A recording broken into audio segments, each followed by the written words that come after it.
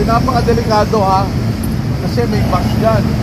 Yung bus, pag hindi nakapreno ang bus, palpo kayo. Kaya pag dumaan sa busway yung rider nyo, sabihin mo, Manong, huwag kang dumaan ng busway. Bawal yan. Ayaw makinig. Ayaw makinig. Manong, sinasabihan ka na pala ng pasahero mo, ayaw pa makinig. Nilalagay mo sa peligro yung pasahero mo eh. So kung pulis dumaan, sumama ka na. Pulis ka rin ba? Pulis ka rin ba? Hindi kayo pulis, diba? O nagpupulis-pulisan. Sabi ko sa inyo talaga. Alam mo ba 5,000? Alam mo ba 5,000? Alam mo ba 5,000 na yan? Yung totoo lang. Hindi mo alam. Pero alam mo bawal. Yun. So nandun tayo. Alam mo bawal. Ginagawa mo pa rin. So regardless kung 5,000 or 1,000 yan, gagawin mo pa rin. Alam mo bawal pero ginagawa mo pa rin. Ha? 5,000 na. Ilang beses ko ba uulitin? Okay, sorry. Kayo naman.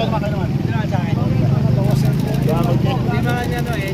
Baka mag-trending tayo, mag-trending nyo. Hindi. Naka-face mask ka naman, hindi ka nila kilala. Umiwag na po ako doon. Kasi lang nakita po ata ako ng ating camera. Pero sir, lagi ba kayo tumata ng mask yun?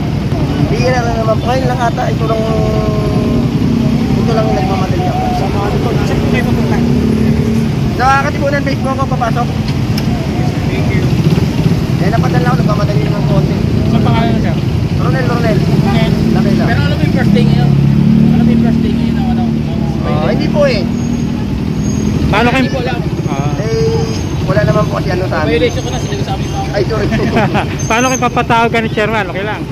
Okay lang. Papatawag. Mayroon tayong violation. Kailangan nating tanggapin na may violation tayo. Kaya sundin na natin kung anong-ano. Okay, salamat. Okay.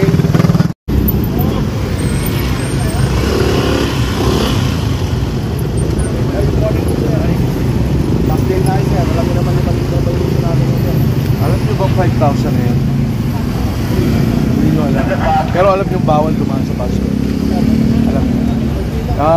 Ngayon, sasabihin namin sa inyo na starting today, 5,000 na yan. 5,000 ang first offense. Second offense, 10,000, 1 month suspension. Third offense, 20,000, 1 year suspension. Fourth offense, 30,000, possible ng revocation. So, huwag kayo makipagsapalaran. Huwag nyo sinasabi sa amin, bumabay-bay lang kayo sa guhit. Mas reckless yun, splitting the lane.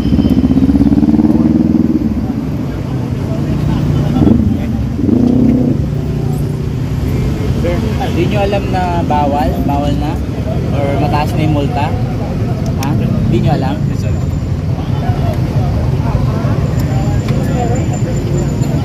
anong reaction mo na mas mataas na yung penalty ngayon? 5,000 na ho. May reaction po kayo, sir? Dadaan pa kayo, sir, after neto? Mali ko na.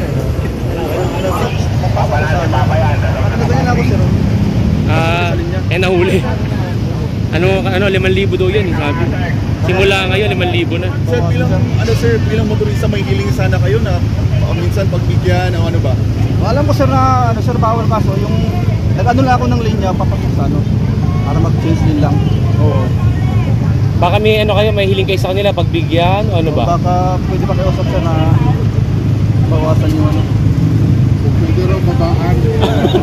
Ako pwede babaan, okay. Pero pwede pag-uwi yung fine sir. Hindi rin yung food ng fine. Oo. So, awaman kami sa kanila, pero hindi namin pwede bumaba yung fine. Kasi andyan yung code ng violation. So kung anong ginawa niyang violation, hindi namin pwedeng dagdagan o bawasan yung kanyang multa. Kahit naawa pa kami sa kanila. Kasi tumutupad lang sa trabaho. Sige sir, pwede nyo na pirmahan at pag-interview na kayo, pwede na kayo umalis. Ito. Sir, pangalan mo sir? Arnen. Mga nagbabiolate, ayaw rin nila yun. Nung pinapakuha nila lahat ng mga pangalan, na kung pulis yan, naka-uniforme yan, magpakilala pulis yan, kunin yung pangalan, sasabit sa DIDF. Kaya nandito rin yung mga HPG. lang talaga. Yes, yes. Thank you, sir.